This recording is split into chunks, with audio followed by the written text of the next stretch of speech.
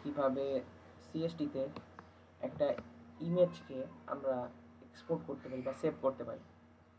এর জন্য আমরা যে ইমেজটাকে সেভ করতে চাচ্ছি সেই উইন্ডোতে যাইতে হবে।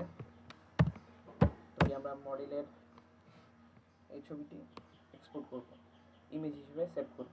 এর জন্য প্রথমে আমাদেরকে ভিউয়ে যেতে হবে। ভিউতে গিয়ে এক্সপোর্ট ইমেজ আছে, এক্সপোর্ট ইমেজকে সিলেক্ট করতে হবে। আমি আমার পছন্দ মতো একটা ফাইলে এটাকে সেভ করে ফেলবো। জাস্ট আমার ইমেজটা সেভ হয়ে গেছে, ইমেজটা সেভ হয়ে গেছে। ঠিক একইভাবে আমরা যদি কোনো গ্রাফ সেভ করতে চাই সিএসটির মাধ্যমে, প্রথমে আমরা ওই গ্রাফে যাব। গ্রাফে গিয়ে আগের মতোই ভিউতে যেতে হবে। ভিউয়ে গিয়ে এক্সপোর্ট ইমেজ করে আমরা একইভাবে